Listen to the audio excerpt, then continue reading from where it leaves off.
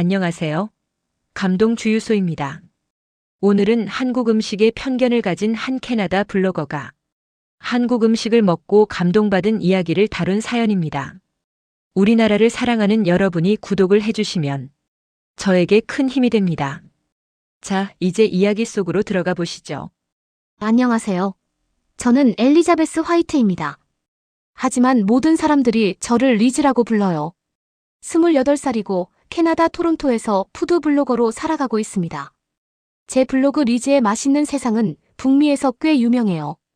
특히 프랑스 요리와 이탈리아 음식 리뷰로 인정받고 있죠. 오늘도 평소처럼 카페에 앉아 노트북을 열고 새로운 포스팅을 작성하고 있었습니다. 화면에는 어제 방문했던 한국 레스토랑에 대한 리뷰가 반쯤 완성되어 있었어요. 솔직히 말하면 그 경험은 그리 좋지 않았습니다. 너무 매웠고 이상한 냄새가 나는 김치라는 것도 도저히 이해할 수 없었어요. 키보드를 두드리며 글을 써내려갔습니다. 한국 음식에 과대포장된 명성에 대하여라는 제목으로요. 고춧가루를 과도하게 사용한 음식들, 이해할 수 없는 발효 문화, 그리고 왜 사람들이 이런 음식에 열광하는지 모르겠다는 내용이었죠. 댓글들이 실시간으로 달리기 시작했어요. 대부분 제 의견에 동조하는 내용들이었습니다. 역시 리즈님의 안목을 믿어요.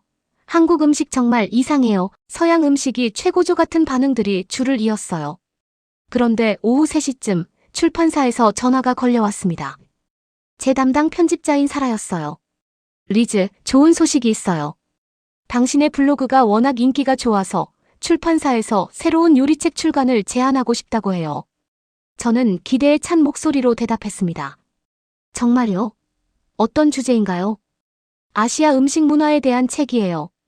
특히 한국 음식을 중심으로 한 현지 체험기 형태로 말이죠. 요즘 한국 문화가 전 세계적으로 인기잖아요. 순간 제 얼굴이 굳어졌어요. 한국 음식이라니, 그것도 현지에서 직접 체험하라고요. 사라, 그런데 저는 한국 음식에 대해서 그리 긍정적이지 않아요. 오늘 올린 포스팅도 보셨을 텐데. 그래서 더 좋은 거예요. 편견을 가진 서양인의 시각에서 시작해서 실제 현지 경험을 통해 어떻게 생각이 바뀌는지 보여주는 거죠. 정말 솔직하고 현실적인 책이 될 수 있을 거예요. 저는 잠시 망설였습니다. 한 달 동안 서울에서 지내면서 한국 음식을 제대로 탐구해보라는 제안이었어요. 계약금도 상당했고 성공하면 제 커리어에 큰 도움이 될 것 같았습니다. 언제까지 답을 드려야 하나요? 이번 주말까지요. 생각해보고 연락주세요. 전화를 끊고 나서 저는 다시 화면을 바라봤어요. 제가 방금 올린 한국 음식 비판 글에는 이미 수백 개의 댓글이 달려 있었습니다. 대부분 제 의견에 찬성하는 내용들이었죠. 하지만 그 중에 하나의 댓글이 눈에 띄었어요. 실제로 한국에 가보지도 않고 판단하는 건 좀 성급한 것 같아요. 진짜 현지 음식은 완전히 다를 수도 있잖아요. 그 댓글을 보며 저는 생각에 잠겼습니다. 정말 제가 너무 성급하게 판단한 걸까요? 토론토의 한국 레스토랑 한 곳. 경험만으로 전체를 평가한 건 아닐까요? 저녁이 되어서야 결정을 내렸어요. 도전해보기로 했습니다. 어차피 제 편견이 맞다면 더욱 설득력 있는 비판 글을 쓸 수 있을 테니까요. 그리고 만약 정말로 뭔가 특별한 게 있다면 그것도 나쁘지 않겠죠. 사라에게 전화를 걸어 제안을 받아들이겠다고 말했어요. 출발은 다음 주 월요일, 서울행 비행기표가 이미 준비되어 있다고 했습니다. 그날 밤 저는 노트북을 열고 새로운 포스팅을 작성했어요. 한국으로 떠나는 미식 여행 마이너스 편견을 깨뜨릴 수 있을까? 라는 제목으로요. 독자들에게 제 새로운 도전을 알리는 글이었습니다. 댓글들은 반반으로 갈렸어요. 응원하는 사람들도 있었고 시간 낭비라고 말하는 사람들도 있었죠. 하지만 저는 이미 결심을 굳혔습니다. 한국에 가서 직접 확인해 보겠어요. 짐을 싸면서도 여전히 확신이 서지 않았습니다. 정말 제 생각이 바뀔 수 있을까요? 아니면 예상대로 실망스러운 경험만 하게 될까요? 답은 서울에서 찾을 수 있을 거예요. 인천국제공항에 도착한 순간 저는 완전히 다른 세상에 온 것 같은 기분이었어요. 13시간의 긴 비행 끝에 도착한 서울은 생각보다 훨씬 현대적이고 세련되어 보였습니다. 공항에서 택시를 타고 호텔로 향하는 길, 창밖으로 보이는 풍경이 신기했어요. 높은 빌딩들 사이로 한글 간판들이 즐비하게 늘어서 있었고 거리에는 정말 많은 사람들이 바쁘게 걸어 다니고 있었죠. 호텔에 체크인을 마치고 방에 짐을 풀었어요. 시계를 보니 현지 시간으로 오후 6시였습니다. 시차 때문에 몸은 피곤했지만 배는 고팠어요. 첫 끼니를 해결해야겠다고 생각했죠. 호텔 로비에서 컨시어지에게 물어봤습니다. 혹시 서양식 레스토랑이 호텔 안에 있나요? 죄송합니다. 저희 호텔 레스토랑은 오늘 리모델링으로 문을 닫았어요. 하지만 근처에 좋은 식당들이 많이 있으니 나가서 드셔보시는 것도 좋을 것 같아요. 저는 약간 당황했어요. 첫날부터 현지 음식을 먹어야 하는 상황이 된 거죠. 하지만 어쩔 수 없었습니다. 호텔 주변을 걸어다니며 적당한 곳을 찾아보기로 했어요. 거리에 나서니 정말 다양한 음식점들이 있었습니다. 하지만 대부분의 간판이 한글로 되어 있어서 뭘 파는 곳인지 알 수가 없었어요. 몇 군데 들여다봤지만 메뉴판도 한글투성이었죠. 1시간 정도 헤매다가 작은 골목에서 따뜻한 불빛이 새어나오는 식당을 발견했어요. 창문으로 들여다보니 사람들이 테이블에 앉아서 뭔가를 구워 먹고 있었습니다. 연기가 모락모락 피어오르는 모습이 보였죠. 문 앞에 서서 잠시 망설였어요. 과연 들어가도 될까? 영어가 통할까? 하지만 배가 너무 고파서 결국 문을 열고 들어갔습니다. 어서 오세요.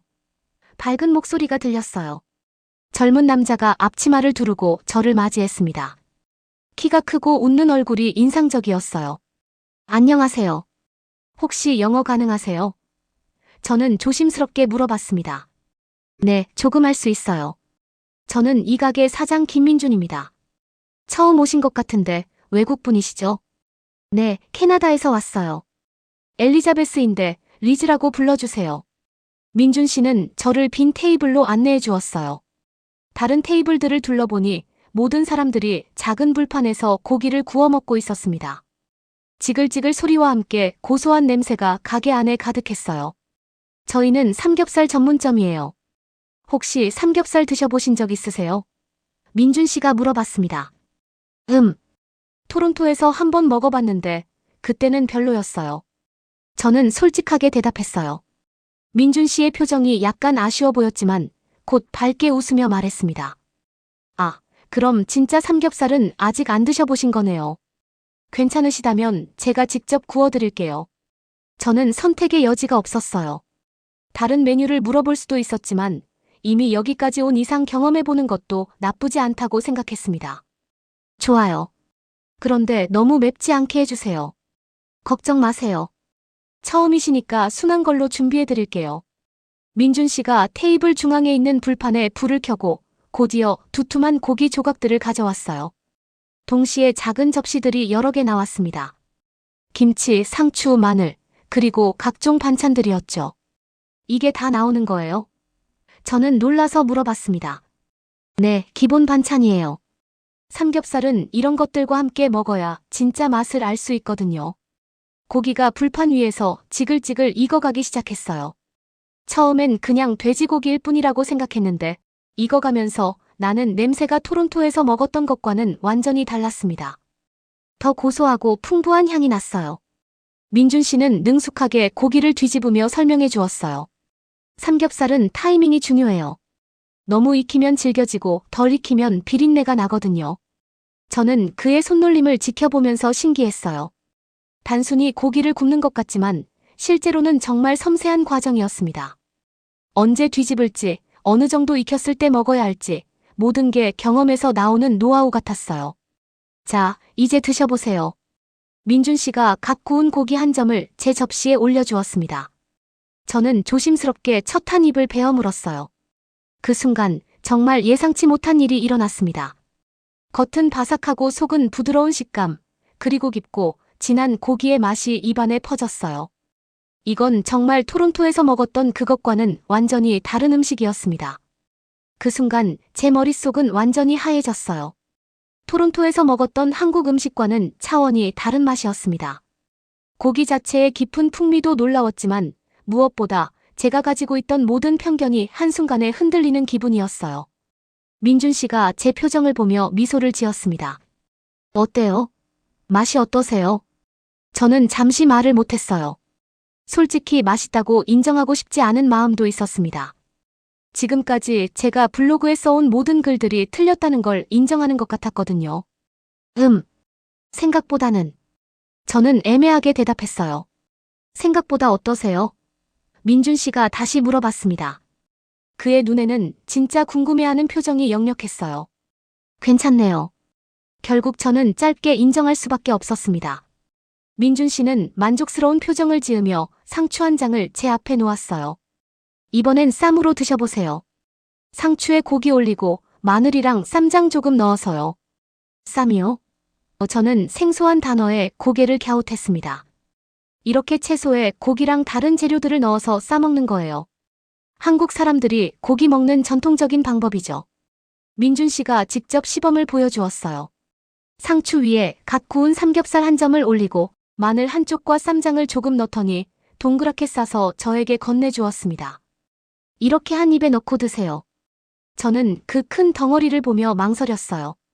한 번에 이렇게 많은 것을 입에 넣어본 적이 없었거든요. 서양식 식사 예절로는 상상할 수 없는 방법이었죠.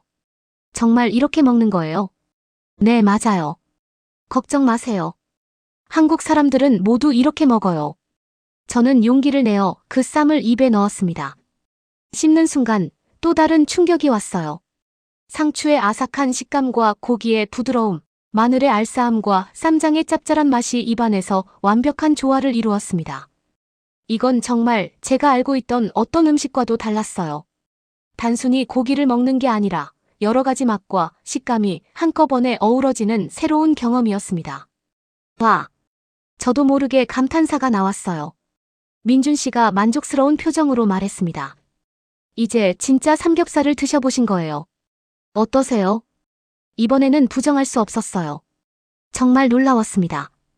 이런 식으로 먹는 줄 몰랐어요. 정말 신기해요. 각 재료가 따로따로는 평범하지만 함께 먹으면 완전히 다른 맛이 되거든요. 이게 한국 음식의 특징이에요. 민준 씨는 계속해서 고기를 구워주면서 다른 반찬들도 설명해 주었어요. 김치는 고기의 기름기를 잡아주고 마늘은 잡냄새를 없애주며 상추는 고기의 무거운 맛을 개복해준다고 했습니다. 그럼 이 모든 반찬들이 다 의미가 있는 거네요? 저는 호기심을 참을 수 없어서 물어봤어요. 맞아요. 한국 사람들이 몇백 년 동안 고기를 먹어오면서 터득한 지혜랄까요? 각각의 조합이 다 과학적인 이유가 있어요. 저는 점점 더 흥미로워졌습니다. 지금까지 저는 한국 음식을 단순히 맵고 자극적인 것으로만 생각했었어요. 하지만 실제로는 정말 복잡하고 정교한 맛의 조합이 숨어 있었던 거죠. 그런데 왜 직접 구워서 먹어요? 주방에서 요리해서 가져다 주면 더 편할 텐데요. 민준 씨가 웃으며 대답했습니다. 그것도 한국 문화의 특징이에요. 함께 앉아서 고기를 구우면서 이야기하고 서로 챙겨주고 음식을 먹는 것 이상의 의미가 있거든요. 정말 그랬어요. 민준 씨가 제 고기를 구워주고 언제 뒤집어야 하는지 알려주면서 자연스럽게 대화가 이어졌습니다. 혼자 먹는 식사가 아니라 함께 나누는 경험이었어요. 리즈 씨는 어떤 일 하세요? 민준 씨가 물어봤습니다. 푸드 블로거예요. 음식에 대한 글을 써서 블로그에 올리는 일을 하고 있어요. 그럼 정말 다양한 음식을 드셔보셨겠네요. 한국 음식은 어떠세요? 저는 잠시 망설였어요. 솔직하게 말해야 할까요? 사실 지금까지는 별로 좋아하지 않았어요. 너무 맵고 이상한 냄새가 난다고 생각했거든요. 민준 씨의 표정이 조금 아쉬워 보였지만 이해한다는 듯이 고개를 끄덕였어요. 토론토에서 드신 한국 음식이 별로였나 보네요. 사실 현지 맛을 제대로 내기가 쉽지 않거든요. 그런 것 같아요. 여기서 먹어보니 정말 다르네요. 그때 제 속마음은 복잡했어요. 이 맛을 인정하고 싶은 마음과 지금까지의 제 신념을 지키고 싶은 마음이 충돌하고 있었습니다. 블로그 독자들은 뭐라고 할까요? 갑자기 한국 음식을 좋아한다고 하면 일관성이 없다고 비판받을 수도 있었어요. 하지만 부정할 수 없는 사실은 지금 먹고 있는 이 삼겹살이 정말 맛있다는 거였어요. 그리고 민준 씨의 친절한 설명 덕분에 한국 음식 문화에 대해 조금씩 이해하기 시작했습니다. 더 드셔보세요. 아직 많이 남았어요. 민준 씨가 새로 구운 고기를 제 접시에 올려주었습니다. 저는 이번에는 주저하지 않고 쌈을 싸서 먹었어요. 두 번째, 세 번째 먹을수록 더 맛있어졌습니다. 그리고 묘한 생각이 들었어요. 혹시 제가 지금까지 놓치고 있던 게 정말 많은 건 아닐까요? 다음 날 아침 호텔방에서 눈을 뜨자마자 어젯밤의 경험이 떠올랐어요. 정말 꿈이었을까 싶을 정도로 생생했습니다. 삼겹살의 고소한 맛과 민준 씨의 친절한 미소가 계속 머릿속을 맴돌았어요. 하지만 노트북을 켜고 제 블로그를 확인하는 순간 현실로 돌아왔습니다. 독자들이 제 한국 여행에 대해 남긴 댓글들을 보고 있었어요. 리즈님, 한국 음식 정말 이상하죠? 빨리 진실을 폭로해주세요. 역시 아시아 음식은 서양인 입맛에 안 맞을 거예요. 한국 가서도 서양 음식만 드세요. 몸 상할 수 있어요. 수십 개의 비슷한 댓글들이 올라와 있었어요. 독자들은 제가 한국 음식을 비판적으로 리뷰할 거라고 기대하고 있었습니다. 그런데 저는 어젯밤 정말 맛있게 먹었거든요. 키보드 앞에 앉아서 한참을 고민했어요. 솔직하게 써야 할까요? 아니면 독자들의 기대에 맞춰서 써야 할까요? 결국 타협점을 찾기로 했습니다. 완전히 좋다고 하지도 완전히 나쁘다고 하지도 않는 애매한 글을 써올렸어요. 서울 첫째 날 마이너스 예상보다는 나쁘지 않았던 삼겹살. 글 내용도 신중하게 작성했습니다.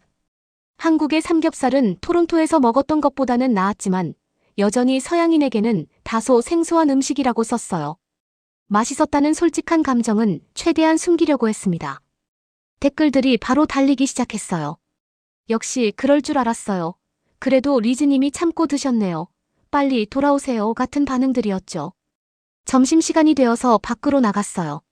사실 마음속으로는 어제 갔던 민준 씨의 가게를 다시 가보고 싶었습니다. 하지만 연희틀 같은 곳에 가는 건 좀 이상할 것 같아서 다른 곳을 찾아보기로 했어요. 그런데 발걸음은 자꾸 그 골목 쪽으로 향하고 있었습니다. 결국 어제와 같은 길을 걷고 있는 제 자신을 발견했어요. 리즈 씨. 멀리서 민준 씨의 목소리가 들렸습니다. 그가 가게 앞에서 재료를 정리하고 있었어요. 안녕하세요. 저는 약간 어색하게 인사했습니다. 어제 맛있게 드셨나 봐요. 오늘도 오셨네요. 민준 씨가 환하게 웃으며 말했어요. 그냥 지나가다가. 저는 변명을 늘어놓았지만 제 자신도 설득력이 없다는 걸 알고 있었어요. 점심 드실 거죠? 오늘은 다른 메뉴도 보여드릴게요. 결국 저는 다시 그 가게에 앉아 있었습니다. 이번에는 김치찌개와 된장찌개, 그리고 불고기를 주문했어요. 혹시 블로그에 저희 가게 이야기 쓰셨어요? 민준 씨가 음식을 준비하면서 물어봤습니다. 네. 조금 썼어요. 저는 조심스럽게 대답했어요. 어떻게 쓰셨는지 궁금하네요. 혹시 보여주실 수 있어요? 저는 잠시 망설였지만 결국 휴대폰으로 제 블로그를 보여주었습니다. 민준 씨가 글을 읽는 동안 저는 초조하게 기다렸어요. 민준 씨의 표정이 조금 아쉬워 보였어요. 생각보다는 나았다고 하셨네요. 죄송해요. 사실은 저는 말을 시작했다가 멈췄습니다. 뭐라고 설명해야 할지 모르겠었어요. 괜찮아요. 이해해요. 외국분들이 처음에 한국 음식을 접하면 그럴 수 있죠. 하지만 민준 씨의 목소리에는 실망감이 묻어 있었어요. 저는 갑자기 죄책감이 들었습니다. 어제 그렇게 친절하게 해준 분에게 이런 식으로 보답하는 게 맞나 싶었어요. 김치찌개가 나왔을 때 또 한 번 놀랐습니다. 빨간 국물을 보고 엄청 매울 거라고 생각했는데 막상 먹어보니 깊고 진한 맛이 일품이었어요. 매운맛도 있었지만 그보다는 감칠맛이 더 강했습니다. 이것도 정말 맛있네요. 저는 솔직하게 말했어요. 김치찌개는 한국 사람들의 소울푸드예요. 집에서 만든 김치로 끓이면 더 맛있는데 여기서는 그렇게 하기 어려워서 아쉬워요. 집에서 만든 김치요? 네, 제 어머니가 담그신 김치가 있어요. 한 달 정도 숙성시킨 거라 정말 맛있거든요. 기회가 되면 드셔보세요. 저는 점점 더 호기심이 생겼어요. 한국 음식에는 정말 많은 스토리와 전통이 숨어 있는 것 같았습니다. 된장찌개도 마찬가지였어요. 처음에는 냄새가 좀 이상하다고 생각했는데 먹어보니 고소하고 담백한 맛이 일품이었습니다. 불고기는 말할 것도 없었고요. 민준 씨, 왜 요리사가 되셨어요? 저는 궁금해서 물어봤습니다. 사실 원래는 회사원이었어요. 그런데 스트레스가 너무 심해서 그만두고 어렸을 때부터 요리를 좋아했던 걸 살려서 이 가게를 열었죠. 힘들지 않으세요? 힘들긴 하지만 손님들이 맛있게 드시는 모습을 보면 보람이 있어요. 특히 외국분들이 한국 음식을 좋아해 주시면 더 기뻐요. 그 말을 들으니 더욱 죄책감이 들었어요. 어제도 오늘도 정말 맛있게 먹었는데 블로그에는 왜 그렇게 애매하게 썼을까요? 식사를 마치고 가게를 나서면서 저는 복잡한 심정이었습니다. 독자들의 기대와 제 실제 경험 사이의 간극이 점점 커지고 있었어요. 호텔로 돌아가는 길에 결심했습니다. 내일은 좀 더 솔직하게 써봐야겠어요. 물론 독자들이 놀랄 수도 있지만 거짓말을 계속할 수는 없잖아요. 그날 밤 저는 새로운 포스팅을 준비했습니다. 제목은 서울에서 발견한 새로운 맛의 세계였어요. 하지만 여전히 올리기가 망설여졌습니다. 셋째 날 아침 민준 씨에게서 문자가 왔어요. 오늘 시간 있으시면 전통시장 구경 어떠세요? 한국 음식의 뿌리를 보여드리고 싶어요. 저는 잠시 망설였습니다. 어제 블로그 때문에 민준 씨가 실망한 걸 알고 있었거든요. 하지만 호기심이 더 컸어요. 전통시장이라니 정말 궁금했습니다. 좋아요. 몇 시에 만날까요? 라고 답장을 보냈어요. 오전 10시에 명동 근처에서 만나기로 했습니다. 민준 씨는 평상복을 입고 있었는데 앞치마를 두르지 않은 모습이 새로웠어요. 오늘은 제가 리즈 씨에게 특별한 곳을 보여드릴게요. 광장시장이라고 하는데 100년 넘은 전통시장이에요. 지하철을 타고 이동하는 동안 민준 씨가 설명해 주었어요. 여기는 관광객들도 많이 오지만 실제로 서울 사람들이 장을 보러 오는 곳이기도 해요. 정말 다양한 한국 음식을 맛볼 수 있죠. 시장에 도착하자마자 저는 완전히 다른 세상에 온 기분이었어요. 좁은 골목 사이로 수십 개의 가게들이 빽빽이 들어서 있었고 온갖 냄새와 소리가 뒤섞여 있었습니다. 와, 정말 크네요. 저는 감탄사를 내뱉었어요. 이건 시작도 아니에요. 따라오세요. 민준 씨를 따라 시장 안으로 들어갔습니다. 첫 번째로 들른 곳은 떡볶이 가게였어요. 할머니 한 분이 큰 팬에서 빨간 떡볶이를 적고 계셨죠. 할머니, 떡볶이 둘 주세요. 민준 씨가 한국어로 주문했어요. 어머, 민준아. 오늘은 누구랑 왔니? 할머니가 저를 보며 물어보셨습니다. 외국 친구예요. 한국 음식 공부하러 왔어요. 할머니가 더 많이 퍼주시면서 웃으셨어요. 외국 사람이 떡볶이 먹을 수 있을까? 안 매워? 민준 씨가 저에게 번역해 주었어요. 할머니가 너무 매울까봐 걱정하신대요. 괜찮다고 말씀드려 주세요. 저는 이제 어느 정도 매운 음식도 먹을 수 있다고 생각했거든요. 하지만 첫 입을 먹자마자 눈물이 핑 돌았어요. 정말 매웠습니다. 하지만 매운맛 뒤에 숨어있는 달콤하고 쫄깃한 맛이 중독적이었어요. 어떠세요? 민준 씨가 웃으며 물어봤습니다. 맵긴 한데 자꾸 먹게 되네요. 저는 솔직하게 대답했어요. 그게 떡볶이의 매력이에요. 매우면서도 달고 단순하면서도 깊은 맛이 있거든요. 다음으로 간 곳은 순대 가게였어요. 처음에는 좀 거부감이 있었습니다.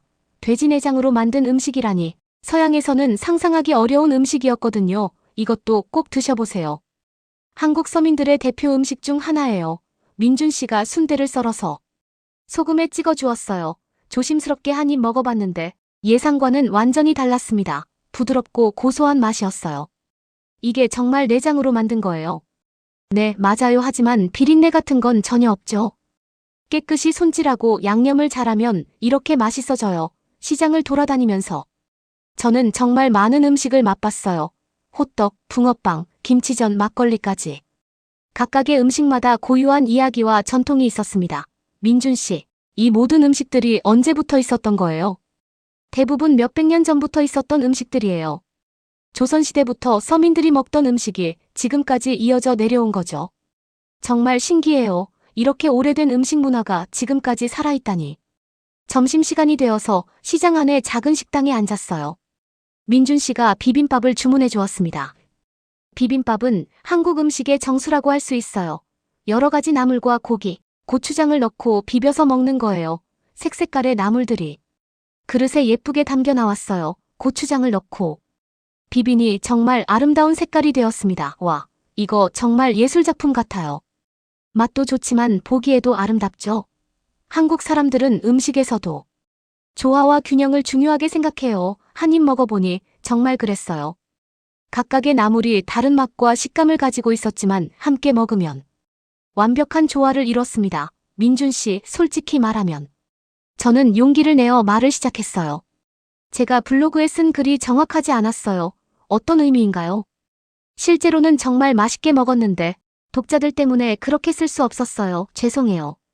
민준 씨가 잠시 놀란 표정을 지었다가 이해한다는 듯이 웃었어요. 아, 그런 거였구나. 괜찮아요. 괜찮지 않아요. 정말 죄송해요.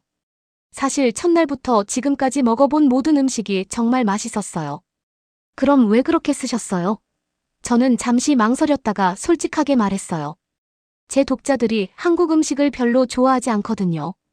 만약 제가 갑자기 좋다고 하면 실망할 것 같았어요. 아, 민준 씨가 고개를 끄덕였어요. 그런 고민이 있으셨구나. 하지만 이제는 확실해요. 정말 맛있어요. 그리고 단순히 맛뿐만 아니라 문화적으로도 정말 깊이가 있는 것 같아요. 민준 씨의 얼굴이 밝아졌어요. 그렇게 말씀해 주시니 정말 기뻐요. 리즈 씨 같은 분이 한국 음식을 이해해 주시면 다른 외국 분들도 편견을 버릴 수 있을 것 같아요. 그 순간 저는 결심했어요. 독자들이 뭐라고 하든 상관없어요. 제가 경험한 진실을 써야겠다고 생각했습니다. 민준 씨, 혹시 내일도 시간 있으세요? 더 많은 것을 배우고 싶어요. 물론이죠. 내일은 또 다른 특별한 곳으로 모셔다 드릴게요. 그날 저녁 호텔방에서 저는 완전히 새로운 글을 썼어요. 서울에서 만난 진짜 한국의 맛이라는 제목으로요. 이번에는 정말 솔직하게 제가 느낀 감동을 그대로 담아서 썼습니다. 다음 날 아침, 저는 평소보다 일찍 일어났어요. 어젯밤에 쓴 솔직한 블로그 포스팅을 올릴지 말지 고민하다가 잠을 제대로 이루지 못했거든요. 결국 새벽 5시쯤 용기를 내어 글을 업로드했습니다. 제목은 서울에서 만난 진짜 한국의 맛 마이너스 제 편견이 완전히 틀렸습니다 였어요. 삼겹살의 놀라운 맛, 전통시장에서의 감동적인 경험, 그리고 민준 씨의 친절함까지 제가 느낀 모든 것을 솔직하게 담았습니다. 8시쯤 휴대폰을 확인했는데 알림이 폭발적으로 와 있었어요.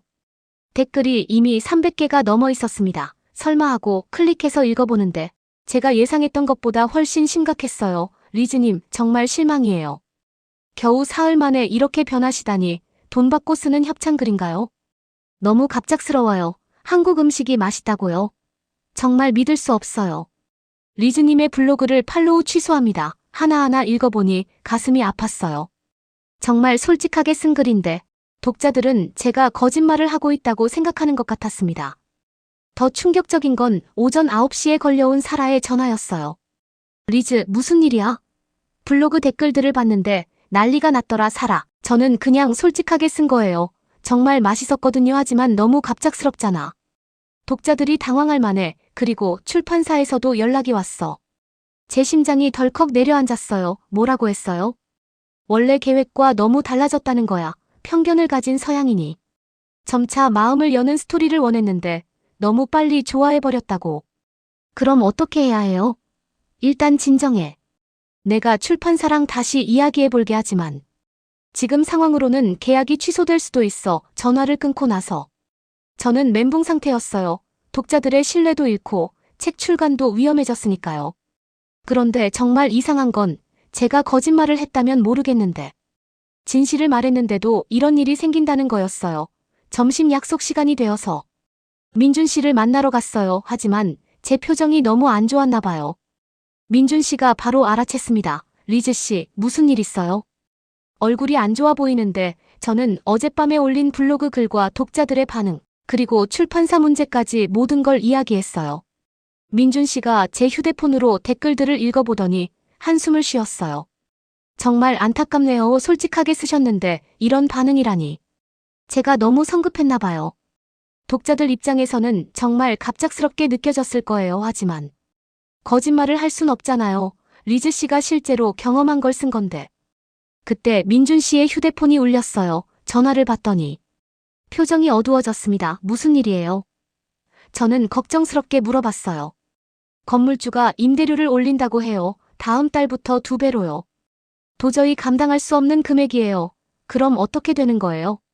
가게를 닫아야 할 것 같아요. 다른 곳을 찾아봤는데 요즘 임대료가 너무 비싸서 저는 충격을 받았어요. 겨우 사흘 전에 만났지만 민준 씨의 가게는 제게 정말 특별한 곳이 되어 있었거든요. 한국 음식에 대한 제 편견을 바꿔준 곳이니까요. 다른 방법은 없을까요? 글쎄요, 손님이 더 많이 오면 되는데 외국 손님들은 찾기가 어렵고 한국 손님들도 요즘 경쟁이 너무 심해서 그 순간 저는 번뜩 아이디어가 떠올랐어요. 민준 씨, 제가 도울 수 있을 것 같아요. 어떡해요? 제 블로그로요. 비록 지금은 독자들이 화났지만 그래도 영향력은 있어요. 민준 씨 가게를 제대로 소개해드릴 수 있을 것 같아요. 민준 씨가 고개를 저었어요. 리즈 씨도 지금 힘든 상황인데 저 때문에 더 어려워질 수는 없어요. 아니에요. 오히려 이게 답일 수도 있어요. 독자들이 제가 갑자기 변했다고 생각한다면 그 이유를 확실하게 보여드리면 되잖아요. 저는 점점 확신이 생겼어요. 민준 씨의 가게와 한국 음식의 진정한 매력을 제대로 보여주면 독자들도 이해할 수 있을 거라고 생각했습니다. 하지만 위험해요. 리즈 씨 커리어에 나쁜 영향을 줄 수도 있어요. 상관없어요. 진실이 더 중요해요. 그날 오후 저는 새로운 프로젝트를 시작했어요. 민준 씨의 가게와 한국 음식 문화를 깊이 있게 소개하는 시리즈를 기획한 거죠. 단순히 맛있다고 말하는 게 아니라 왜 맛있는지, 어떤 문화적 배경이 있는지를 자세히 설명하기로 했어요. 민준 씨는 처음에 걱정했지만 결국 도와주기로 했습니다. 가게의 역사, 요리 과정, 재료에 대한 이야기까지 모든 걸 알려주기로 했어요. 그날 밤 저는 새로운 각오로 글을 썼습니다. 왜 제가 한국 음식에 반했는지 마이너스 진짜 이유를 말씀드리겠습니다. 라는 제목으로요. 하지만 업로드 버튼을 누르기 전에 잠시 망설였어요. 이 글이 독자들에게 어떻게 받아들여질지, 정말 민준 씨에게 도움이 될지 확신이 서지 않았습니다. 그래도 해봐야겠다고 생각했어요. 진실을 말하는 게 틀릴 리는 없으니까요. 마우스를 클릭하는 순간 제 손이 살짝 떨렸습니다. 새로운 글을 올린 다음 날 예상과는 다른 반응이 나타나기 시작했어요. 처음에는 여전히 비판적인 댓글들이 많았지만 점차 다른 목소리들이 들리기 시작했습니다. 리즈님의 솔직함에 감동받았어요. 편견을 인정하고 바꾸는 게 쉽지 않은데 저도 한국 음식 한번 제대로 먹어보고 싶어졌어요. 진짜 현지에서 먹어본 사람의 이야기라는 게 느껴져요. 무엇보다 놀라운 건 토론토에 살고 있는 한국계 캐나다인들의 반응이었어요.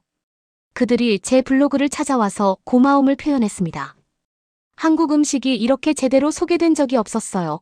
정말 감사해요. 하지만 여전히 문제는 남아 있었어요.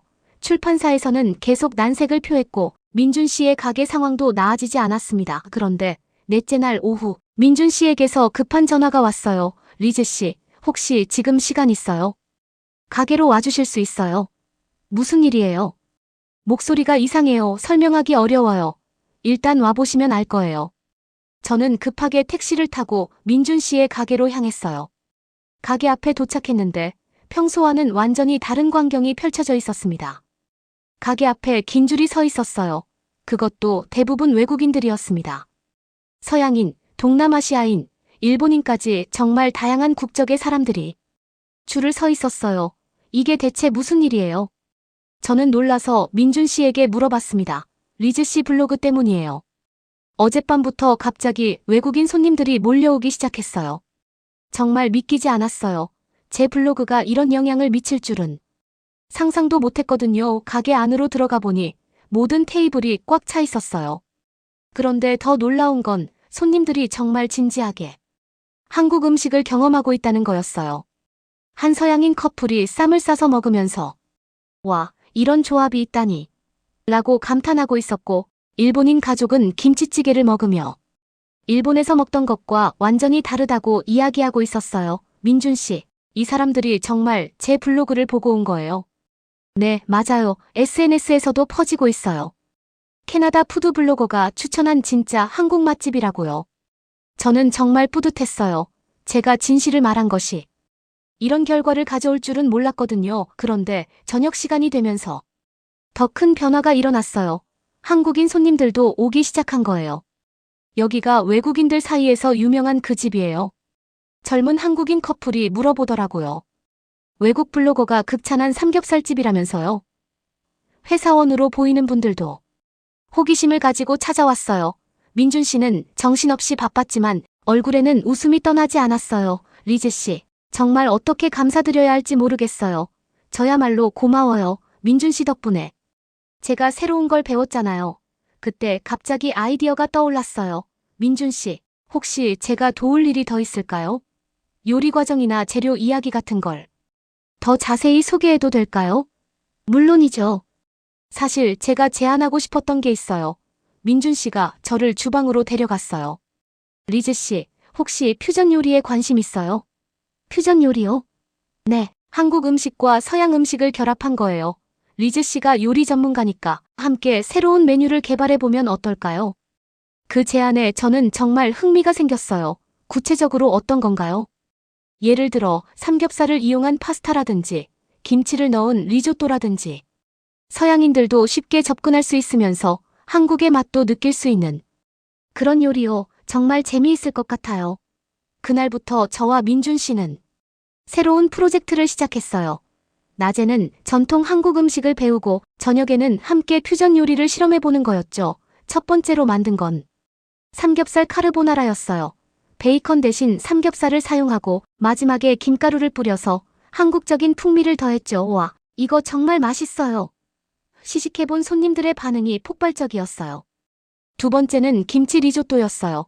숙성된 김치의 신맛과 쌀의 부드러움이 의외로 잘 어울렸습니다. 일주일 만에 저희가 개발한 퓨전 메뉴는 가게의 새로운 시그니처가 되었어요. 한국 음식을 처음 접하는 외국인들에게는 입문 메뉴로, 한국 사람들에게는 신선한 경험으로 인기를 끌었죠. 그 과정에서 저는 새로운 깨달음을 얻었어요. 음식에는 국경이 없다는 거였죠. 좋은 재료와 정성, 그리고 창의성이 있으면 어떤 조합이든 맛있는 요리가 될 수 있다는 걸 배웠습니다. 더 중요한 건 제가 진정으로 하고 싶은 일이 무엇인지 알게 되었다는 거예요. 단순히 기존 음식을 리뷰하는 것보다 새로운 음식 문화를 만들어가는 일이 훨씬 의미 있다고 느꼈습니다. 그리고 민준 씨와 함께 일하면서 음식을 통한 문화 교류가 얼마나 아름다운 일인지도 깨달았어요. 서로 다른 배경을 가진 사람들이 음식으로 소통하고 이해하게 되는 과정이 정말 감동적이었거든요. 리즈 씨, 혹시 어느 날 저녁 민준 씨가 조심스럽게 말을 꺼냈어요. 캐나다에서도 이런 가게를 할 생각은 없어요? 제 심장이 빨리 뛰기 시작했어요. 정말 상상해 본 적 없는 제안이었거든요. 하지만 동시에 정말 흥미로운 아이디어라고 생각했습니다. 민준 씨의 제안을 들은 순간 제 머릿속에는 수많은 생각들이 스쳐 지나갔어요. 캐나다에서 한국 마이너스 서양 퓨전 레스토랑을 연다는 건 정말 꿈 같은 이야기였습니다. 정말 진심이에요? 저는 조심스럽게 물어봤어요. 네, 정말이에요. 리즈 씨와 함께라면 분명 성공할 수 있을 것 같아요. 리즈 씨는 서양 음식을 잘 알고 저는 한국 음식을 잘 아니까 완벽한 조합이죠. 저는 잠시 생각에 잠겼어요. 사실 제가 꿈꿔왔던 일이기도 했거든요. 단순히 음식을 리뷰하는 것이 아니라 직접 새로운 음식 문화를 만들어가는 일 말이에요. 하지만 민준 씨는 한국을 떠나야 하는 거잖아요. 괜찮을까요? 사실 저도 새로운 도전을 해보고 싶었어요. 한국에서는 경쟁이 너무 치열하고 임대료도 계속 오르고 캐나다라면 새로운 기회가 있을 것 같아요. 그날 밤 저는 정말 많은 고민을 했어요. 토론토로 돌아가서 민준 씨와 함께 레스토랑을 여는 것 정말 가능한 일일까요? 다음 날 아침 사라에게서 전화가 왔어요. 그런데 이번에는 목소리가 완전히 달랐습니다. 리즈, 대박 났어. 출판사에서 연락 왔는데 계약을 재검토하고 싶다고 해. 정말요? 무슨 일이에요? 내 블로그가 화제가 되면서 책에 대한 관심도 높아졌대. 특히 퓨전 요리 이야기가 정말 흥미롭다고 하더라. 그럼 책은 어떻게 되는 거예요? 원래 계획보다 더 좋아졌어. 단순한 여행기가 아니라 음식을 통한 문화융합 이야기로 발전시키자고 하더라고.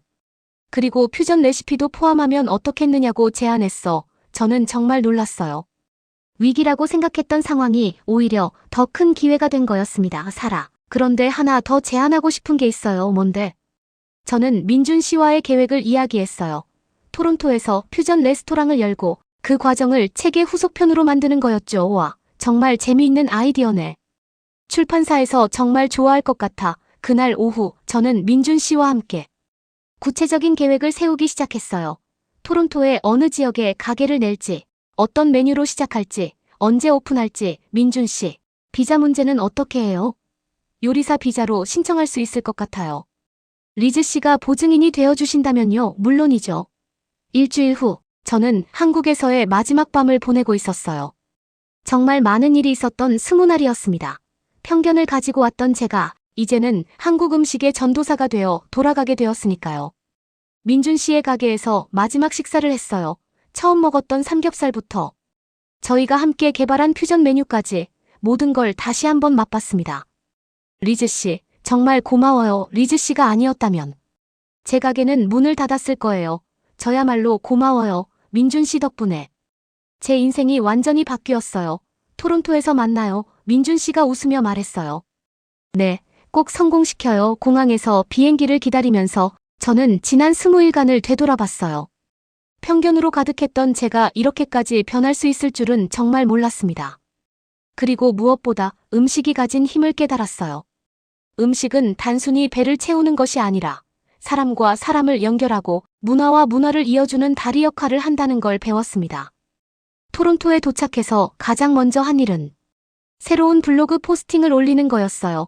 새로운 도전을 시작합니다. 마이너스. 토론토에서 만나는 진짜 한국의 맛이라는 제목으로요. 6개월 후 토론토 다운타운에 서울 키친솔 키천이라는 이름의 레스토랑이 문을 열었어요. 민준 씨와 제가 함께 만든 꿈의 공간이었습니다. 오픈 첫날부터 줄이 길게 섰어요. 제 블로그 독자들뿐만 아니라 한국 음식에 호기심을 가진 많은 토론토 사람들이 찾아왔습니다. 이게 정말 김치 파스타예요. 맛있네요. 삼겹살 타코라니. 정말 창의적이에요. 손님들의 반응을 보면서 저는 정말 뿌듯했어요.